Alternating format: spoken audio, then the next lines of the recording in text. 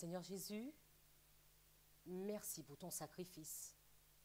Merci parce que tu es venu et tu nous as montré le chemin à suivre. Nous n'avons pas toujours compris, Seigneur. Nous n'avons pas toujours suivi. Et nous avons eu malheureusement des conséquences. Mais aujourd'hui, tu nous dis, alors que les gouttes sont en train de tomber sur nous, alors que ta parole de vie est en train de nous ouvrir les yeux, tu nous dis que celui qui voit puisse voir. Nous ne devons plus nous considérer comme des aveugles. Et puisque tu nous as ouvert les yeux, nous voulons vraiment lire ta parole, manger de ce livre et avancer, Seigneur. Ta grâce, Seigneur, ta grâce que nous demandons. Ton pardon, Seigneur, ton sang versé sur moi. Je te le réclame, Seigneur, je te le demande.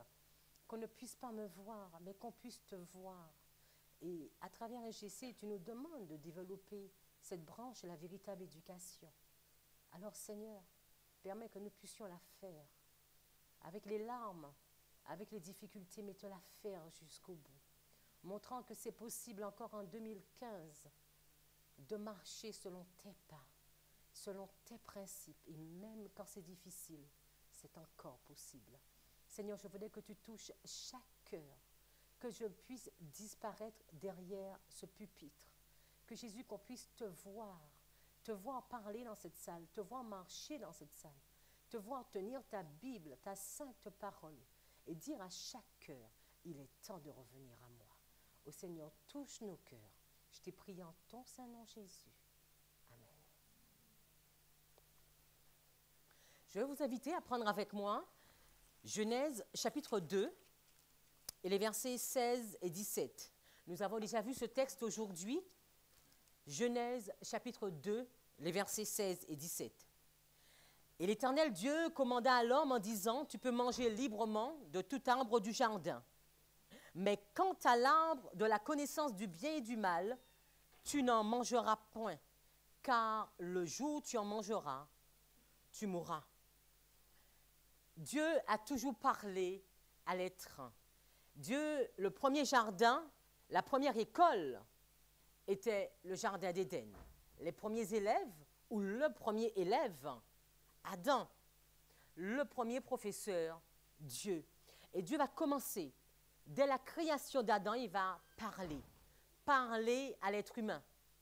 Et quand Dieu parle, nous verrons dans toute cette étude que malheureusement, chaque fois Dieu parle, l'ennemi vient et parle. Et le problème qui se passe après, c'est que nous oublions qui a parlé, ou il y a une confusion dans notre cerveau de qui a dit, le doute s'installe. Et la décision parfois que nous devons prendre n'est pas la bonne. Un groupe va prendre la décision A et l'autre groupe va prendre la décision B, en fonction de qui on a compris, qui a parlé réellement.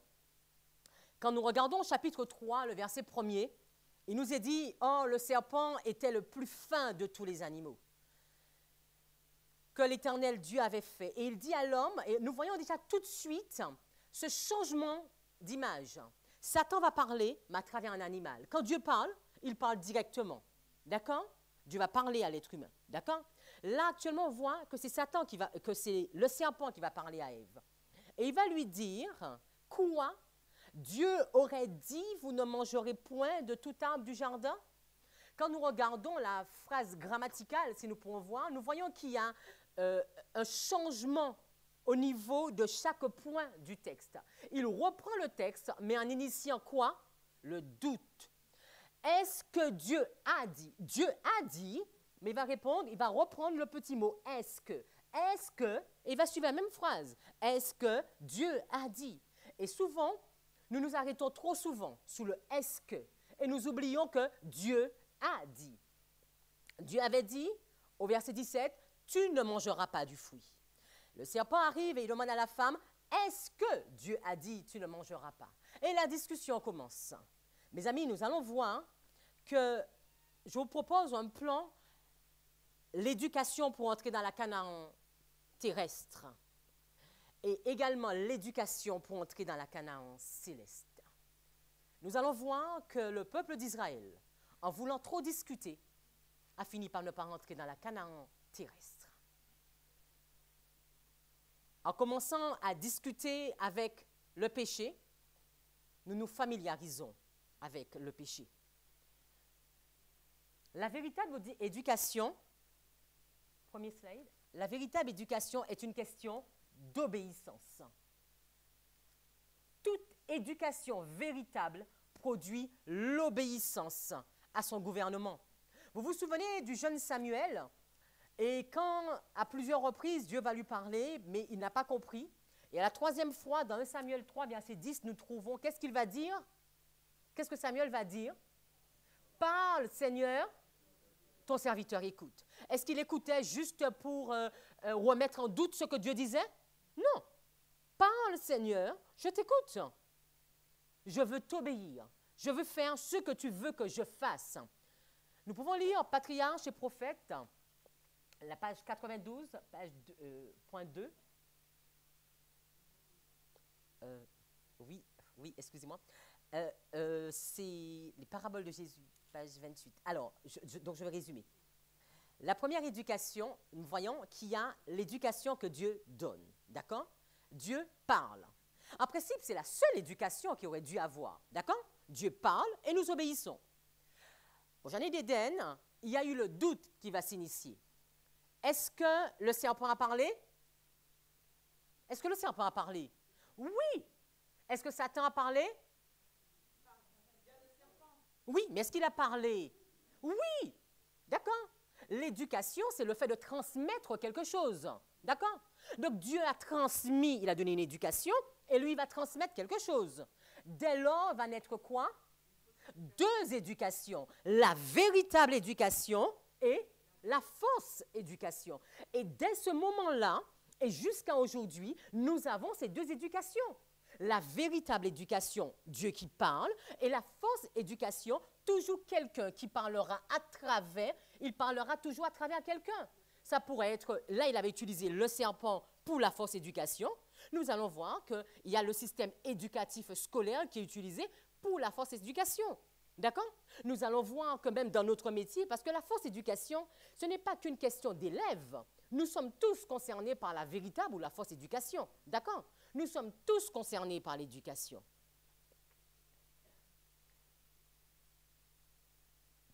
Je prends vers le milieu, peu à peu, il s'éloigne des principes larges et profonds de la vérité immuable. Notre intelligence s'adapte à ce qui est devenu familier et se laisse absorber par des aspirations purement matérielles. Elle s'affaiblit et la faculté de s'assimiler les choses spirituelles diminue au point de devenir, après un certain temps, incapable d'expansion.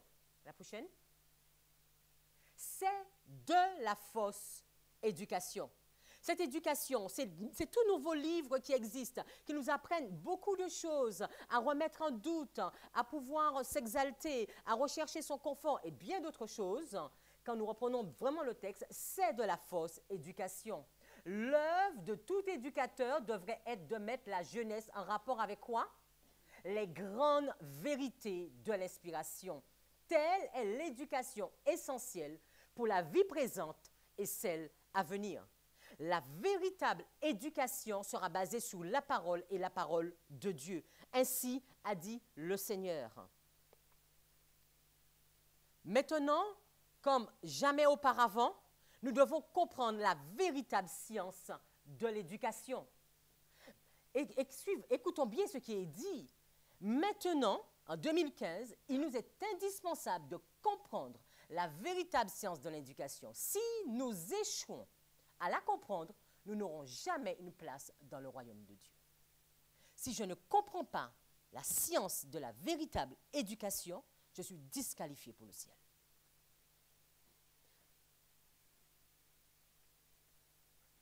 Nous verrons donc ces deux parties, la véritable éducation pour entrer dans la Canaan terrestre. Qu'est-ce que l'éducation?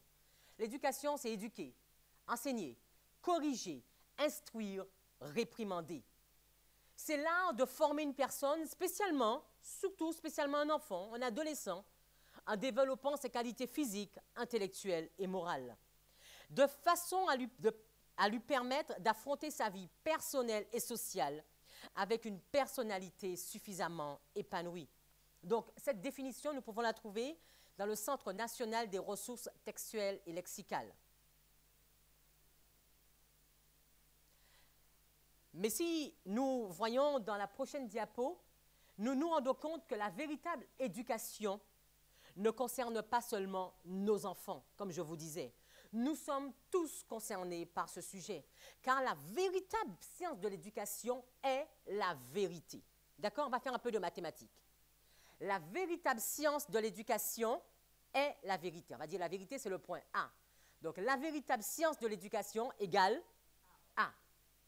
Le message du troisième ange, c'est quoi? C'est la vérité. Donc, le message du troisième ange, c'est égal à quoi? A. Alors, c'est quoi? Donc, la conclusion, A égale B, B égale A égale C.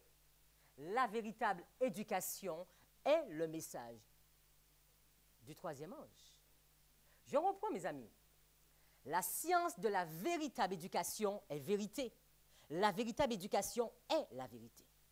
Le message du troisième ange est la vérité. La véritable éducation est le message du troisième ange. Nous sommes tous concernés par ce message. Jésus est le chemin, la vérité et la vie. Nous ne pouvons passer en dehors de lui. Nous avons besoin de cette éducation. Quand nous lisons les rayons de santé, page 60.2, la véritable éducation concerne l'être tout entier. Est-ce qu'il concerne les enfants de 0 à 6 ans? J'entends personne. Non! Il concerne l'être tout entier. Elle nous permet de tirer le meilleur parti possible de notre cerveau et de nos muscles, comme de notre cœur. Que les facultés de l'esprit gouvernent le corps et que les appétits et les passions vulgaires soient placés sous le contrôle de la conscience. Le Christ est le chef de l'humanité. Il désire nous conduire dans les sentiers de la pureté. Par sa grâce merveilleuse, nous devenons, comment? Parfaits en lui. Vous savez, essayons de nous souvenir. Les enfants d'Israël, ils étaient comment en Égypte? Ils étaient esclaves. Ils étaient esclaves en Égypte. Dieu va interpeller qui? Moïse. Un homme, donc un jeune, on va partir un peu plus vieux, un peu avant, un jeune, un bébé qu'on veut tuer. On va mettre dans une corbeille, il va être récupéré par la princesse, et après, il n'a pas que Chimène, après, c'est qui va prendre cet enfant? Pharaon, mais oui, mais une fois qu'il sera récupéré par sa princesse, qui va récupérer cet enfant? Sa maman, d'accord? Moïse va avoir une éducation sous les jambes de sa mère. On imagine, on pense, vers l'âge de 12 ans, Moïse va être remis à Pharaon. Et est-ce que Moïse va oublier ce qu'il a appris? Oui et non. Ah, oui et non. Parce que s'il n'avait pas oublié, il avait appris à ne pas tuer. Il avait appris qu'il ne fallait pas tuer. Mes amis, nos enfants, où nous allons les mettre, où nous sommes nous-mêmes, nous devenons ce que nous contemplons. Moïse avait reçu cette éducation. Mais dans la cour de Pharaon, son cerveau avait compris autre chose. Ses pensées avaient changé. Il n'entendait plus le bon éducateur lui parler, il entendait l'autre éducateur lui parler. Et pourquoi Dieu va prendre Moïse, il va l'emmener dans le désert pendant autant d'années? Si ce n'est pas pour défaire tout ce qu'il avait appris et pour lui permettre de réapprendre ce qu'il avait. La véritable éducation. Et voilà, nous voyons ce Moïse qui va partir et qui ira sous la bannière de Dieu délivrer ce peuple. Et nous connaissons l'histoire. Est-ce que les enfants d'Israël ont été obligés de quitter l'Égypte? Non. Ils auraient pu ne pas partir en Égypte. Qu'est-ce que l'on avait demandé pour partir? Qu'est-ce qu'il fallait qu'ils fassent? Oui, mais qu'est-ce qu'il fallait qu'ils fassent? Mettre signe. Ils pouvaient bien ne rien mettre comme ça sous la porte de leur maison. L'ange serait passé, voilà, et les aurait tués. Ils seraient dans le deuil et ils ne se seraient pas en train de se préparer à partir. D'accord? Ils n'étaient pas obligés de partir. D'accord? Ils ont voulu partir pour toutes les raisons qu'ils avaient. Peut-être parce qu'ils faisaient confiance à Dieu. Peut-être parce que sous le poids de l'esclavage, ils en étaient fatigués. Peut-être parce qu'ils ont pensé à une nouvelle vie. Nous ne savons pas pourquoi ils sont partis, mais ils n'étaient pas obligés de partir. D'accord? Les enfants d'Israël n'étaient pas obligés de partir. Mais ils vont décider, Seigneur, nous voulons partir. OK? Nous voulons avancer. Nous voulons avancer avec toi. D'accord? Et quelle est la première chose que Dieu va faire? Lisons dans Exode chapitre 29, 45 et 46. Qu'est-ce que Dieu va leur dire? Exode 29, 45 et 46.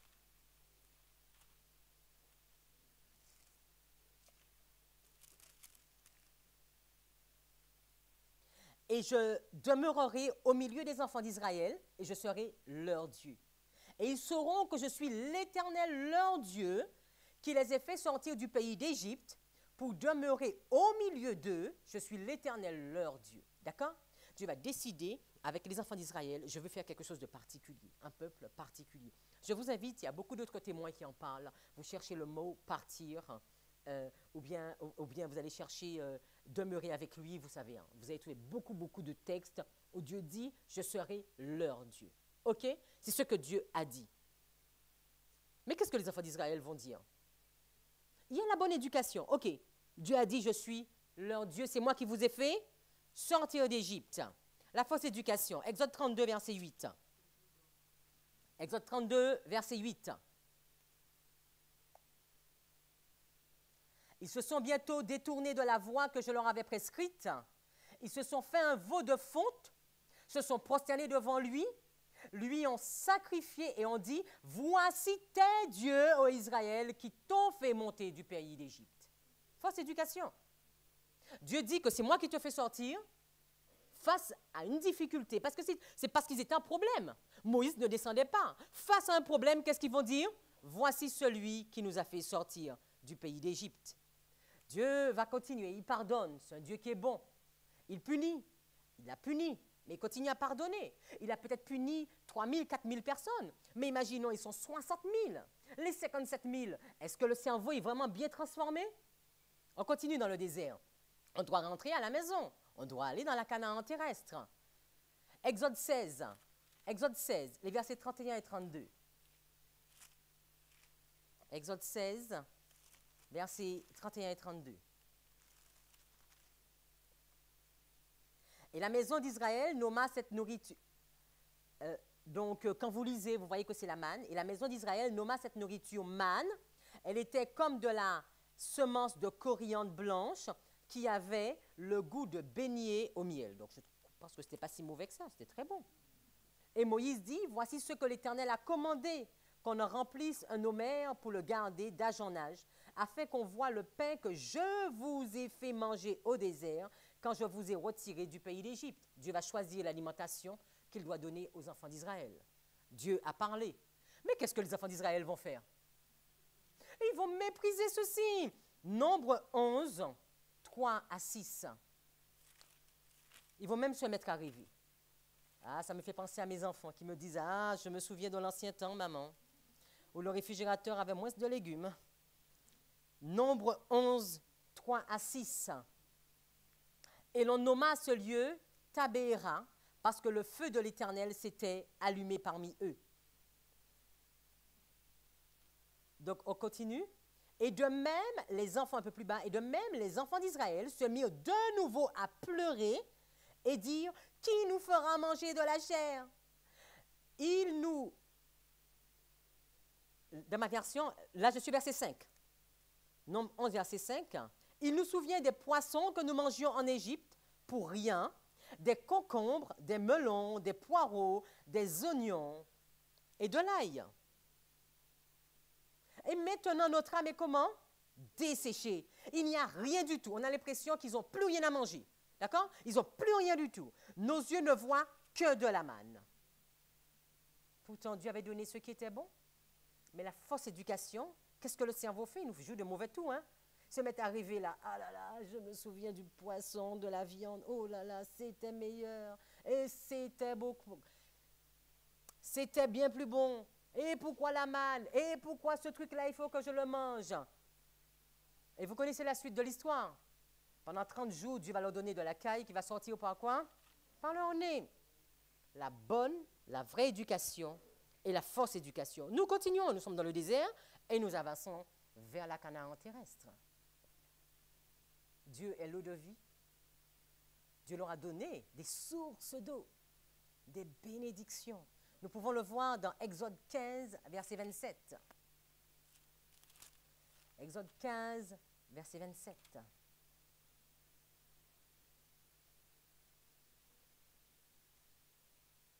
Puis ils vinrent à Élim, et là, il y avait 12 sources d'eau et 70 palmiers. Et ils campèrent là, près des eaux. Un endroit magnifique. Mais nous avons l'impression qu'il ne faut pas toucher à leur confort. Pourquoi il faudrait partir? Et un beau jour, Dieu va dire, il faut partir. Parce que le but, c'est où? La Canaan terrestre. Il faut rentrer en Canaan. Et la Canaan n'est pas à côté de Élim. Il faut avancer. D'accord? Et en avançant, parfois il y a des difficultés. Et parfois Dieu permet à ces difficultés d'être là, pour nous fortifier, pour nous encourager, pour nous enraciner. Et qu'est-ce que les enfants d'Israël vont faire? Un chapitre plus loin, Exode 17, 1 à 5.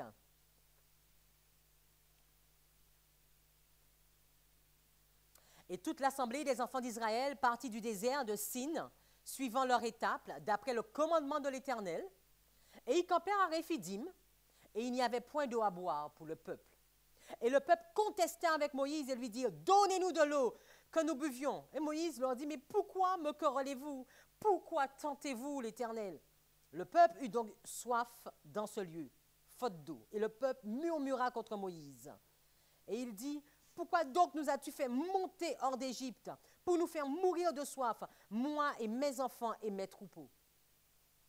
On se souvient toujours de l'Égypte. En réalité, est-ce qu'on l'a quitté vraiment l'Égypte? On ne l'a pas quitté.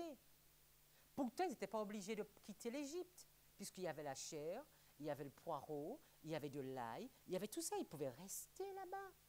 Eux-mêmes, ils disent que c'était gratuit, peut-être que c'était trop bien, mais souvenons-nous qu'ils criaient à Dieu de les enlever de l'esclavage. D'accord? Donc Dieu est venu les enlever de l'esclavage, mais ils ont déjà oublié qu'ils étaient esclaves. Ils se souviennent que de la viande et que de l'eau. Et Moïse va crier à l'Éternel en disant, que ferai-je de ce peuple? Encore un peu, ils me lapideront. Et l'Éternel va dire à Moïse, comment faire? Fausse éducation et vraie éducation. Est-ce que c'était seulement les enfants qui étaient concernés dans cette affaire? Tout un peuple, tout un peuple. Nous sommes tous mal éduqués. Au moindre problème, nous allons le voir pour nous. La moindre difficulté, nous cramponnons à notre passé. C'est trop difficile. Pourquoi c'est comme ça? C'est toi qui me causes ça. C'est le grand cri qui n'arrête pas de prêcher. C'est X qui fait ça. C'est Z qui fait ça. Non. En réalité, ils étaient contre qui? Contre Dieu. Comme une fois que Dieu va dire à Moïse, Moïse, c'est pas toi. C'est moi qu'ils n'aiment pas. C'est moi qu'ils méprisent. Et vous savez qu'est-ce qui s'est passé, mes amis? Il a fallu maintenant entrer dans la Canaan terrestre, le dernier test. Dernier test, Nombre 13, verset 3. Nous l'avons eu avec Muriel. N'oubliez pas, nous sommes face à un peuple. Chaque fois Dieu dit A, le peuple dit B. Chaque fois que Dieu propose quelque chose, le peuple pleure parce qu'il veut d'autres choses. Deux éducations dans la tête. Deux éducations dans la tête. Et là, Nombre 13, verset 3, Dieu va dire à Moïse, envoie des hommes pour explorer le pays de Canaan que je fais quoi? Que je vous donne la parole de Dieu. Voilà. Tenez la Canaan, allez regarder comment est la Canaan parce que je vous la donne. Voilà le pays que vous allez rentrer dedans. Voilà le pays que je vous donne. OK? Donc Moïse va juste demander à quelques hommes, nous savons qu'ils étaient au nombre de 12, d'aller de regarder le pays que Dieu fait quoi? Donne. Le pays que Dieu donne. On n'a pas discuté. Dieu va nous donner un pays. Ils sont à la porte et ils vont entrer dans la Canaan terrestre. Et ces 12 hommes sont partis. C'était des responsables. Des responsables d'église. Des chefs de tribu. Et ils vont retourner, ils vont donner leur rapport. Verset 28. Ils lui firent donc leur rapport et dirent, nous sommes allés au pays où tu nous avais envoyés, et vraiment, tu as vraiment raison, c'est un pays comment? Où coule le lait et le miel. Cramponnez-vous encore un peu, c'est un pays où coule le lait et le miel, comme Dieu l'avait dit. Et voici de son fruit. Mais est-ce qu'ils se sont arrêtés à cela? Non. Il y a un petit mot qui tue, au verset 29. Seulement. Mais. But. Parfois nous parlons trop. Le peuple qui habite dans ce pays est robuste et quand nous suivons, ils vont nous manger. Ils ont visité le pays pendant 40 jours, ils n'ont pas été mangés, mais là, ils vont être mangés. Et ce peuple-là, il va nous manger. Vous le voyez au verset 33. Le pays que nous avons parcouru pour l'explorer est un pays qui dévore ses habitants. Peut-être qu'il n'y avait plus d'habitants parce qu'ils étaient tous dévorés. Notre confusion dans notre tête. Confusion totale. Changement de vision. Dieu nous dit, je te donne le pays. Ils sont là juste pour aller regarder comment ils vont faire pour entrer dans le pays, mais ils reviennent avec un autre message, que c'est un peuple qui dévore ses habitants. Et qu'est-ce que les enfants d'Israël vont faire? Véritable éducation, tu rentres dans la Canaan terrestre. Fausse éducation, si tu y vas, on va te manger. Et qu'est-ce que le peuple d'Israël fait? Il se met à pleurer. Et à dire, non, on ne veut pas y aller. Et on tombe, on échoue au test. On n'entre pas. Nombre 14, 1 à 4. Alors toute l'assemblée leva la voix et se mit à jeter des cris. Et le peuple pleura cette nuit. Et tous les enfants d'Israël murmurèrent contre Moïse et contre Aaron. Et toute l'assemblée leur dit, que ne sommes-nous morts dans le pays d'Égypte ou dans ce désert? Que ne sommes-nous morts?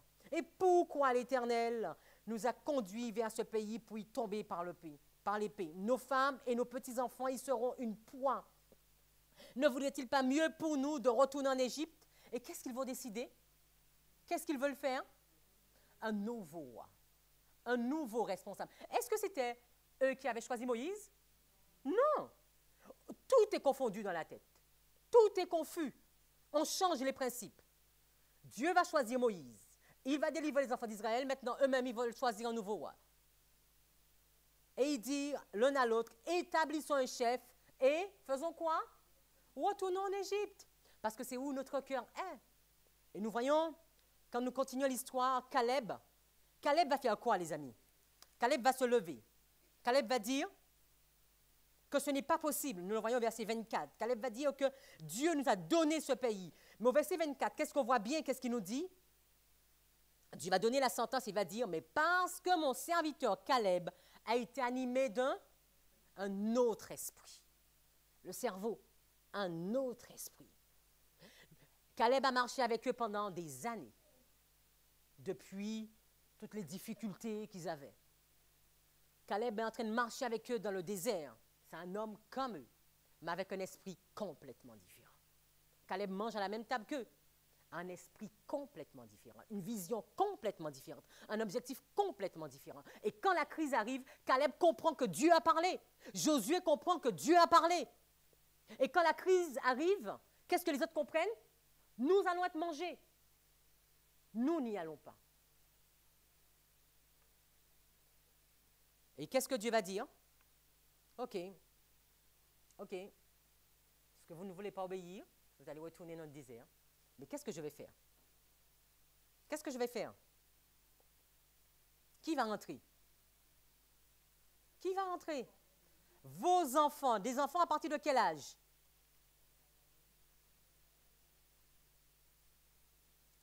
Quand nous lisons le texte, il va nous dire les enfants de moins de 20 ans. Les enfants de moins de 20 ans, vous pouvez le lire au verset 29, vos cadavres tomberont dans ce désert.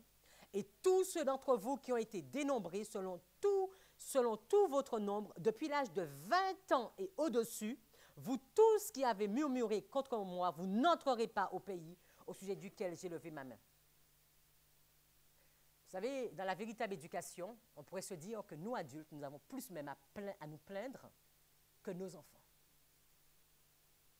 Parce que peut-être nos enfants, ils ont que 2, 4 ans, 5 ans, 10 ans de mauvaise éducation. Mais nous, nous avons combien d'années de mauvaise éducation? Souvent, quand nous voyons la véritable éducation, nous voyons les enfants à l'école. Et moi, mon éducation, j'en suis où dans mon éducation? Face au test, qu'est-ce que je fais? Je tiens ou je ne tiens pas? Je comprends ou je ne comprends pas? Je suis mes responsables d'église ou bien je suis ce que Dieu a dit? Mais pour suivre ce que Dieu a dit, il faut encore que j'étudie ce que Dieu a dit, que je comprenne ce que Dieu a dit. Est-ce que je comprends quand Dieu parle aujourd'hui? Est-ce que j'entends Dieu parler aujourd'hui? Est-ce que je vois Dieu parler aujourd'hui? L'échec ou bien le refus d'entrer à la maison est tout un processus. Ça ne vient pas du jour au lendemain. C'est parce que nous avons été éduqués pour ne pas rentrer à la maison. Je répète, hein, nous avons été éduqués pour ne pas rentrer à la maison. Et aujourd'hui, Dieu nous dit, nous devons rentrer à la maison. Vous avez déjà vu un enfant qui est un peu insupportable, ou bien un enfant qui est un peu mal éduqué? J'en connais, hein, ou bien un enfant qui est un peu mal élevé. Quand vous allez l'inviter chez quelqu'un, vous commencez à lui dire, tu vas te comporter comme ça. Hein? Non, c'est pas ce qu'on fait, nous, parents. Tu vas faire ça, hein? Tu vas faire ça. Hein? Le sabbat matin, on va dire aux enfants, vous n'allez pas faire ça. Hein? Vous allez vous comporter comme cela. Nous répétons ce qu'il faut faire. Parce que nous allons à un endroit, d'accord? C'est la même chose. Nous entrons à la maison. Nous entrons au ciel. Et pour cela, nous devons avoir un cerveau, un esprit, un caractère, un cœur comme ceux qui vivent au ciel. Est-ce que nous faisons le poids? Enoch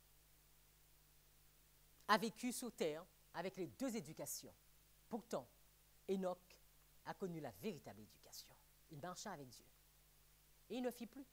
Dieu le prit parce qu'il était dans la véritable éducation. Abraham a reçu cette véritable éducation. Pourtant, quand nous regardons toute l'histoire d'Abraham, Abraham n'était pas, on pourrait dire, un chrétien, si on devait le mettre à l'époque, à notre époque. D'accord? Abraham avait reçu une forte éducation. Mais quand Dieu va lui demander de se lever et de partir, qu'est-ce qu'il va faire? Il va tout faire, il va partir. Il va commettre des erreurs. D'accord? Il va tomber, il va chuter, mais il va se relever. Et parce qu'il a compris qu'il doit rentrer à la maison. Et quand il va avoir le test avec Isaac, il ne va pas échouer. Parce que maintenant, je sais qui me parle. J'ai compris, Seigneur, la véritable éducation. Moïse a reçu cette véritable éducation dans le désert. Il a dû désapprendre pour réapprendre. Mais il a reçu cette véritable éducation. Et même quand les enfants d'Israël ont été épouvantables envers lui, Moïse avait cette patience. Vous allez me dire, mais Moïse n'est pas entré dans la Canaan terrestre. C'est vrai, mais il est entré où? Dans la céleste. Encore mieux. Dieu va lui dire, c'est vrai, tu ne vas pas rentrer dans la terrestre, Moïse. Mais je te permettrai d'entrer dans la céleste. Parce que Moïse a compris la véritable éducation. Il est tombé parfois, mais il a compris cette véritable éducation. Et que dire d'Élie? Élie a connu cette véritable éducation. Est-ce qu'il était le seul? Non. Il y en avait combien? 7000. Ils étaient où ces 7000? Dans les écoles de prophètes. Eux aussi connaissaient la véritable éducation. Les 3 compagnons de Daniel, ils avaient reçu cette véritable éducation. Daniel, Jean-Baptiste, Jésus. Et que dire? Il y en a beaucoup. Tous ces grands hommes, Déborah, toutes ces grandes femmes ont rencontré sur leur route les 2 éducations et ont opté pour la véritable éducation. Mes amis, nous devons rentrer à la maison. Nous allons devoir rentrer à la maison. En tout cas, moi, je veux rentrer à la maison. Et Dieu nous dit, pour entrer à la maison, tu dois avoir la véritable éducation. Dans l'œuvre de recréation de l'homme sur le modèle de Christ, le renouvellement de la pensée occupe une place importante. Si l'homme est tel que quoi? On le trouve dans Proverbe 23, verset 7, l'homme est tel que ses pensées. Toute sa transformation prend sa source dans la pensée, comme on l'a vu avec Muriel ce matin. C'est pourquoi nous devons amener toute pensée, comment? Captive à l'obéissance de Christ. Pour que l'homme puisse aimer de nouveau Dieu, pour que l'homme puisse aimer de nouveau Dieu, le seul, de toute notre force et de toute notre pensée. Sur le schéma que nous venons de voir avec les enfants d'Israël, nous allons prendre ce même schéma et nous allons voir en 2015 où nous en sommes dans la véritable éducation. Éducation, page 17.3. À cause du péché, la ressemblance de l'homme avec Dieu s'estompa jusqu'à disparaître presque totalement. Les capacités physiques de l'homme s'affaiblirent, ses facultés intellectuelles s'amoindrirent, sa vision spirituelle se voila. Il était de nouveau mortel. Cependant, sa race n'était pas abandonnée au désespoir. Dans l'infini de son amour et de sa miséricorde, Dieu avait conçu le plan du salut et accordé à l'homme une seconde chance, restaurer en l'homme l'image de son Créateur, l'amener de nouveau au ciel, l'emmener de nouveau dans l'Éden perdu, le rendre à la perfection pour laquelle il avait été créé, l'emmener à la perfection pour laquelle il avait été créé. Dans cette véritable éducation que nous rencontrons aujourd'hui, la première des choses qu'on a vues tout à l'heure, c'était quoi? Dieu avait fait quoi aux enfants d'Israël? Le repas est un peu lourd. Il les avait fait de sortie d'Égypte, donc il les avait séparés. Il les avait séparés. Si nous ne sommes pas séparés du monde, nous ne pourrons pas rentrer dans la Canaan et céleste. La séparation est indispensable. Psaume 1er, verset 1er, qu'est-ce qu'il est dit? Le psaume 1er, verset 1er. Heureux l'homme qui fait quoi? Qui ne marche pas selon le conseil des quoi? Des méchants, de quelle séparation? Le méchant est l'homme qui est heureux. Cet homme qui est heureux, il ne marche pas selon le conseil des méchants. Il ne fait pas quoi? Il ne va pas s'asseoir en compagnie des moqueurs. Mais qu'est-ce qu'il va faire? Il prend son plaisir dans la loi de l'Éternel. Une séparation. Celui qui adore Dieu et celui qui ne l'adore pas. Celui qui observe les commandements de Dieu et celui qui ne l'observe pas. Celui qui aime Dieu et celui qui ne l'aime pas. Mes amis, deux hommes peuvent-ils marcher ensemble s'ils n'ont pas pris le temps de discuter, de savoir où ils vont? Non, non, non. Arrêtons de nous leurrer. Ce n'est pas possible. Nous devons nous séparer. Nous devons nous séparer. Que dire? Pendant toute la semaine, nous sommes avec nos collègues. Sommes-nous dans la même vision? Nous devons nous séparer. Chaque midi, quand nous mangeons, nous sommes dans la même vision? Nous devons nous séparer. Quand nous sommes pour les jeunes qui ne sont pas là, à l'école, sont-ils dans la même vision? Pourtant, on va chercher à faire tout un mélange. On va s'habituer, on va faire pour pouvoir survivre ensemble. Et à la fin, est-ce qu'on se souvient encore de qui a parlé? Quand eux, ils vont parler tellement fort que non, non, non, ce n'est pas possible. Est-ce que nous allons encore entendre Dieu nous dire que c'est possible? Première étape, se séparer. Je ne dis pas d'arrêter de travailler demain. Ce n'est pas ce que je vous demande. C'est à chacun de nous de savoir où nous en sommes aujourd'hui avec notre Dieu. D'accord? Et ce qu'il nous demande. Mais une première étape, se séparer. Dieu les avait emmenés, donc Dieu les a enlevés d'Égypte pour les emmener où? Dans le désert. Le désert, c'est la ville? Ah, mes amis, le désert, c'est où? C'est la campagne, c'est encore pire, c'est le désert. C'est le désert. Cette campagne qu'on n'aime pas. Mais pourtant, quand il va devoir parler à Élie, quand il va envoyer Élie, c'est près du torrent qu'il va l'envoyer. Moïse, c'est dans le désert qu'il va le rééduquer. Jean-Baptiste, c'est dans le désert qu'il va apprendre. Notre habitation. Alors, Dieu nous dit, véritable éducation, sépare-toi du monde. Le monde nous dit, nous sommes bien ensemble. La conclusion, à chacun de nous de la prendre. Dieu nous dit, sortez des villes, Ne considérez pas comme une grande privation de devoir vous retirer dans les collines et les montagnes, mais recherchez cette retraite où vous pourrez être seul avec Dieu afin d'apprendre sa volonté et ses voies. Et qu'est-ce qu'on nous dit? En ville, c'est où il y a le travail, c'est où il y a la facilité. Véritable éducation et force éducation. Et qu'est-ce que nous décidons? À nous de savoir. La troisième étape, c'était quoi? L'alimentation. L'alimentation. Dieu les avait conduits à manger de la manne. Eux, ils voulaient de la chair.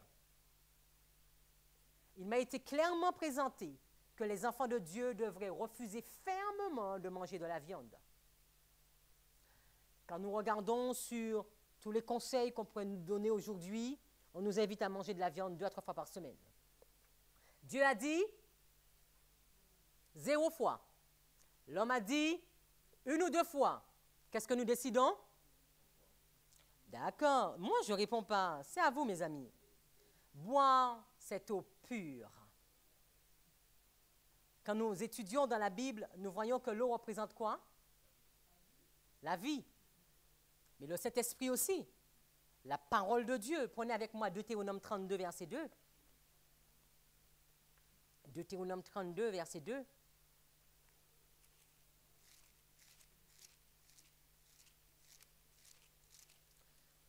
Deutéronome 32, verset 2. Ma doctrine coulera comme de la pluie, ma parole tombera comme de la rosée, comme des ondées sur la verdure, comme des pluies abondantes sur l'herbe. Quand nous étudions, nous voyons que l'herbe, c'est l'être humain. La parole de Dieu, c'est la pluie, et cette pluie tombe sur l'être humain. Dieu nous invite à lire sa parole, à l'étudier. Ce monde va nous inviter à faire quoi? À lire toutes les philosophies. À l'école, nos enfants ont des bouquins, des caisses de livres à étudier. Qu'est-ce que nous faisons à la fin? Dieu dit ma parole et nous nous disons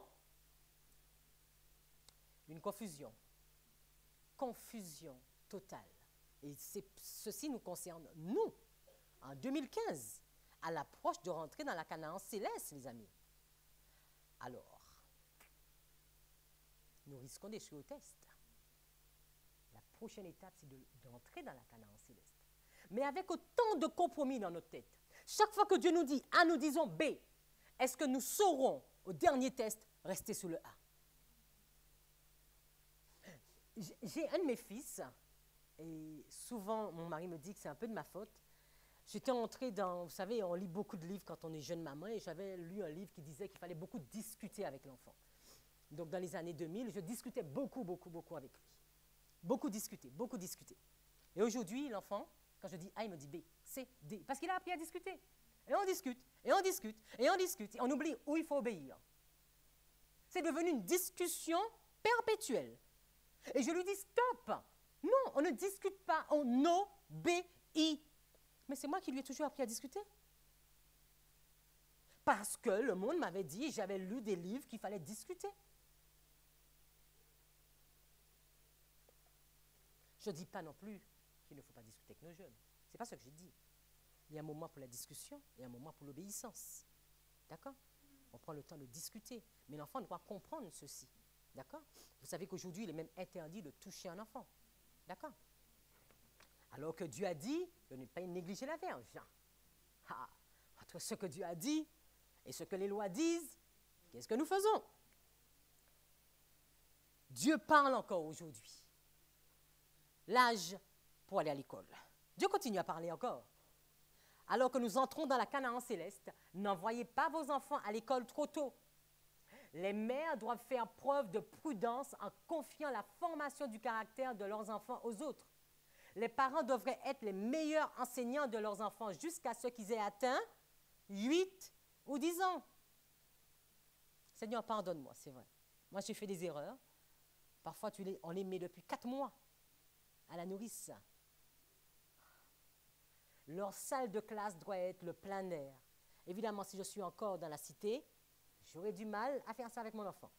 Au milieu des fleurs et des oiseaux, et leur manuel, le trésor de la nature. À mesure que leur esprit s'éveille, les parents doivent ouvrir devant eux le grand livre de la nature créé par Dieu. Des enseignements donnés dans le tel cadre ne seront pas oubliés sitôt.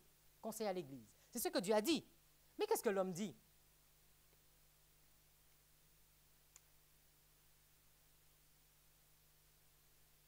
Alors, la scolarisation des moins de 3 ans dans chaque réseau. Donc, la scolarisation des enfants avant 3 ans a été identifiée comme un puissant levier pour la réussite des élèves, notamment de ceux issus des milieux les moins favorisés. La réforme de l'éducation prioritaire, présentée le jeudi 16 janvier 2014 par Vincent Payon, ministre de l'Éducation nationale. Dieu me dit, pas avant 10 ans. On me dit le plus tôt possible, afin qu'ils réussissent. Qu'est-ce que je décide? La Bible dans nos écoles. L'étude de la Bible est tout particulièrement nécessaire dans nos écoles. Les élèves devraient être enracinés et ancrés dans la vérité divine et leur attention attirée, non sous les spéculations humaines, mais sous la parole de Dieu. Plus que tout autre livre, elle devrait être le sujet de nos études, le grand manuel, la base de toute éducation. Nos enfants doivent être instruits des vérités qu'elle renferme, indépendamment des habitudes et des coutumes en vogue. En agissant de la sorte, maîtres et élèves trouveront le trésor caché, l'éducation supérieure. C'est vrai que j'ai eu le privilège de faire mon 3e, lire avec la Bible. Et c'est vrai que c'est un livre qu'on passe beaucoup de temps chaque matin à lire ce livre. Et cela change tout dans une éducation. Absolument tout. Mais alors que Dieu dit que la Bible devrait être indispensable à l'école, qu'est-ce que l'homme dit? Le système d'enseignement français est fondé sur le grand principe qui est quoi? La laïcité. C'est quoi la laïcité? Donc, c'est une organisation. Donc, déjà, elle est basée sur l'organisation de l'enseignement public obligatoire, gratuit et laïque dans tous les degrés. À tous les degrés est un devoir de l'État. Le principe de la laïcité en matière religieuse est au fondement du système éducatif français. L'enseignement public est laïque depuis des lois du 28 mars. Elle instaure l'obligation d'instruction et la laïcité des personnes et des programmes. Donc la Bible n'a pas sa place. Jésus me dit, Dieu me dit, la Bible, manuel. L'homme me dit, l'école est laïque. Qu'est-ce que je fais?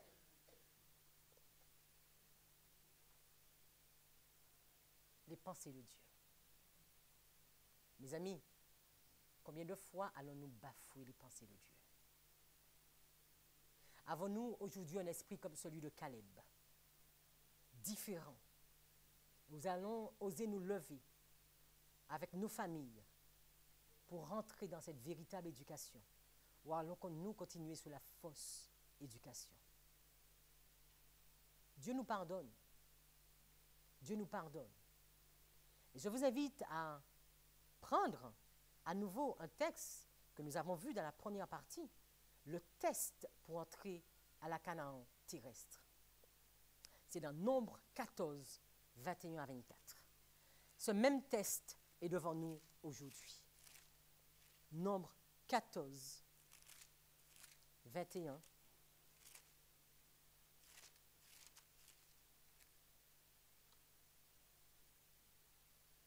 Ce même test est devant nous.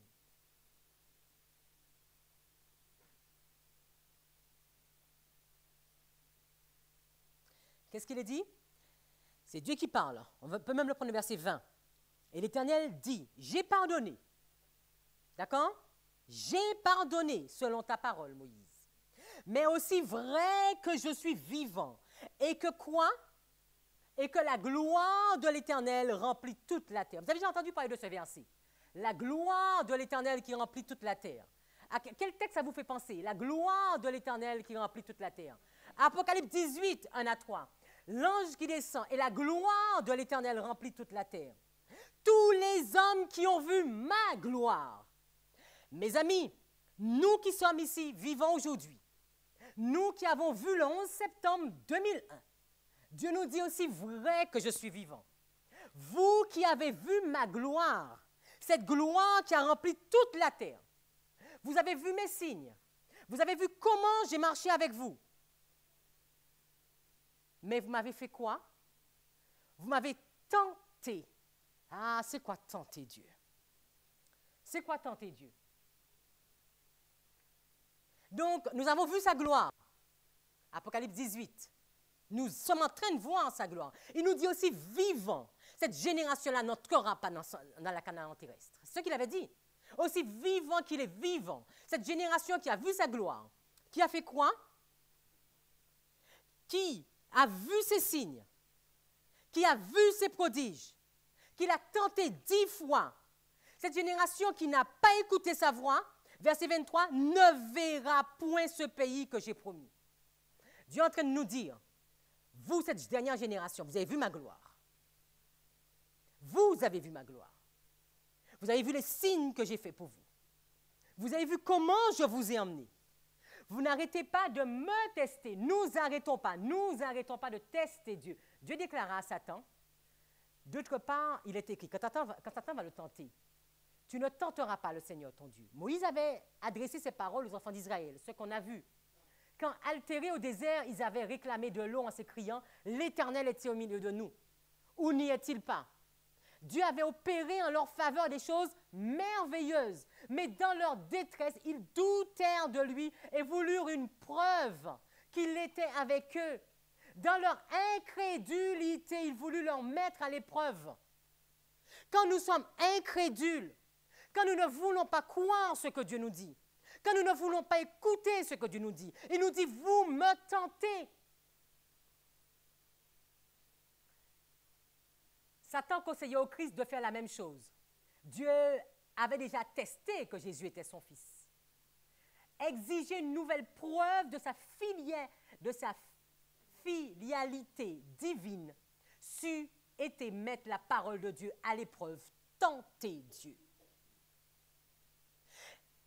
Vous vous souvenez dans Matthieu 4, Matthieu 3, il va dire, celui-ci est mon fils, voici mon fils, bien-aimé, d'accord, en qui j'ai mis toute mon attention, toute mon affection quand il s'est fait baptiser. La première des choses que Satan va lui dire, si tu es fils de Dieu, ordonne que ces pierres deviennent du pain. Il te dit que si Jésus avait marché dans cela, il aurait tenté Dieu. Parce que Dieu avait déjà parlé. Dieu avait dit, tu es mon fils. Ce serait la même chose si l'on demandait ce que Dieu n'a pas promis. Combien de fois nous voulons que Dieu entre dans les chaussures que nous voulons? Ce serait manifester de la méfiance. Nous ne devrions pas présenter à Dieu nos requêtes afin de le mettre à l'épreuve pour voir s'il accomplira sa parole, mais parce que nous avons la certitude qu'il l'accomplira. Non pas pour avoir la preuve qu'il nous aime, mais parce que nous l'avons déjà. Et j'aime beaucoup ce texte parce qu'il te dit 10 fois. Et certainement, moi, j'ai déjà tenté Dieu beaucoup de fois. Mais je veux croire, Seigneur, et je suis convaincu qu'il me pardonne. Nous avons beaucoup tenté Dieu, mais il est temps d'arrêter de tenter Dieu. Il a parlé, il a parlé. Il a dit, il a dit. Et il nous dit que cette génération qui ne veut pas faire quoi? Un dernier point, qui ne veut pas écouter ma voix. Nous venons de voir toute une liste de l'éducation de Dieu et de la fausse éducation. Nous savons personnellement si nous marchons dans la vraie éducation ou dans la fausse éducation. Nous savons très bien que quand nous sortirons de cette salle, quelle éducation nous allons choisir. Mais Dieu dit aussi vrai que je suis vrai. Vous qui avez vu ma gloire, vous que vous m'avez vu marcher, vous qui m'avez tenté, mais en plus de ça, vous qui n'avez pas obéi à ma voix, vous n'entrerez pas dans la Canaan terrestre. Mes amis, c'est fort. Je vous invite à réétudier ce texte. C'est fort pour nous. Moi, je tremble. C'est fort pour moi. Dieu me dit, Manuela, tu n'entreras pas dans la Canaan céleste. Tu n'en rentreras pas si tu continues à suivre ta mauvaise éducation. Tout l'amour que j'ai pour toi, tout ce que tu peux faire comme œuvre pour moi, ne vont pas suffire si tu ne décides pas d'entrer dans la véritable éducation. Nous pouvons, vous vous souvenez dans ce texte, dans Luc 21, 29 à 32, qu'est-ce qu'il est dit de cette dernière génération? Cette génération qui ne passera pas, que tout ceci ne soit accompli. dans Luc chapitre 21 et les versets 29 à 32. Nous allons terminer. On continue, commencer à conclure. Luc chapitre 21 et les versets 29 à 32. Alors, ils vont demander un signe et Dieu va leur donner tout un ensemble de signes. Et Dieu va prendre une comparaison, comme pour bien leur expliquer la chose.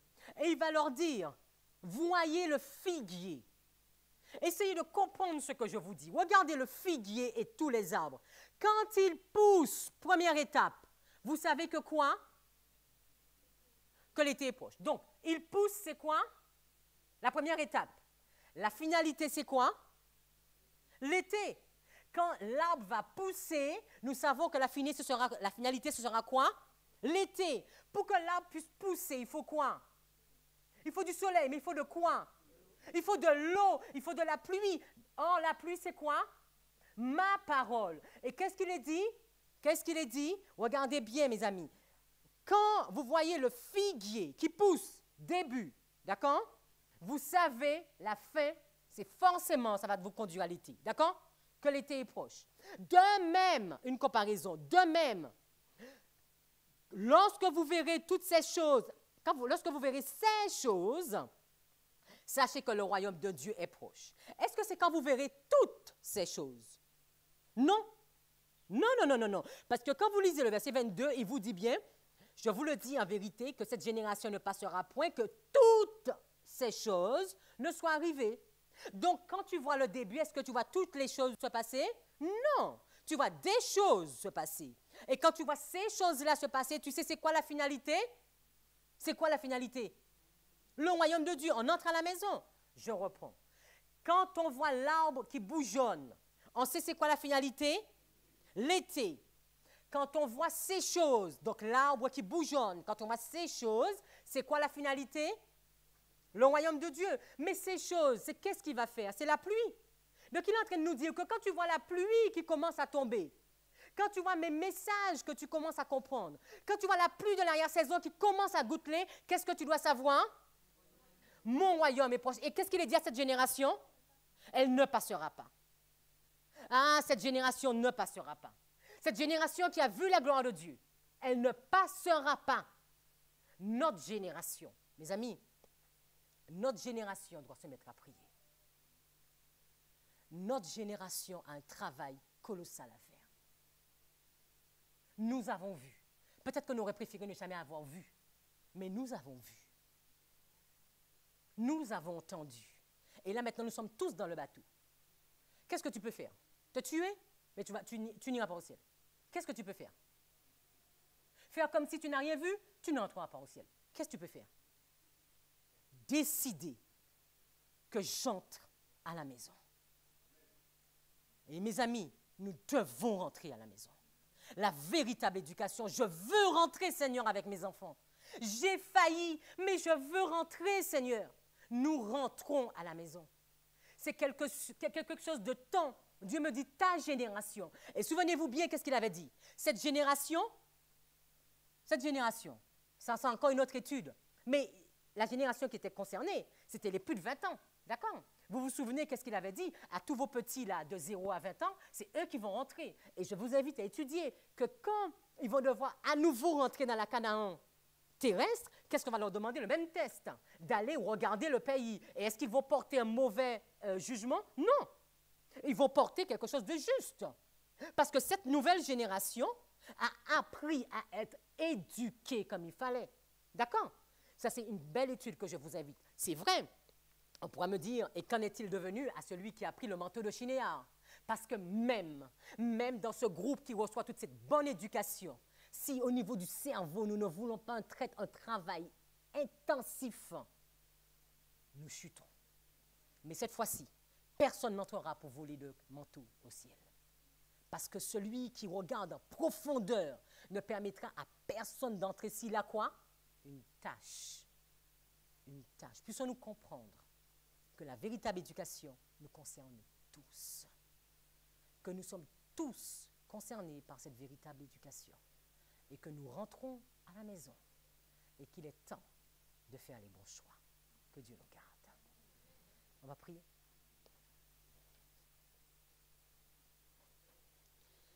Seigneur, nous voulons te remercier pour ces paroles qui tombent comme une rosée sur nous.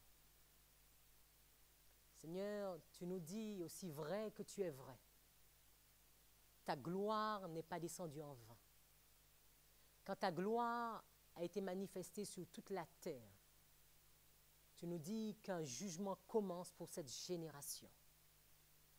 Et que si nous continuons à agir dans cette mauvaise direction, nous n'entrerons pas dans la Canaan céleste.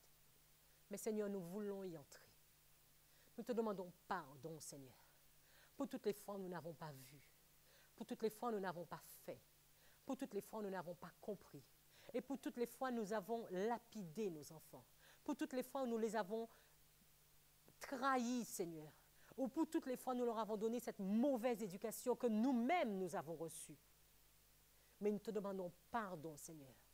Et nous te disons, comme te l'a dit Josué en son temps, nous voici, nous et notre maison, nous voulons te servir, Seigneur. Tu vois chaque maison représentée ici, Jésus. Tu vois chaque cœur, tu vois chaque parent, tu vois chaque adulte. Nous avons des choix à faire. Nous avons des décisions à prendre. Nous avons des réflexions. Ta parole tombe et tu nous dis que cette génération ne passera pas, que tout ceci ne soit vu. Ô Seigneur, continue à nous ouvrir les yeux et surtout que nous soyons obéissants, Jésus. Que nous te soyons obéissants. Cela demande beaucoup de sacrifices, beaucoup de pleurs, beaucoup de difficultés, mais beaucoup de joie. La joie de t'obéir et de marcher par la foi et seulement par la foi. Oh Seigneur, merci. Et pousse ton peuple à marcher par la foi, sachant que ce que tu as dit, tu le feras et que tu as promis que tu nous protégeras. Et nous savons que tu nous protégeras. Béni sois-tu, Père. Que ton nom soit magnifié, exalté pour ce que tu es. Et que toute la louange te revienne, Jésus. Te prions ton Saint-Nom.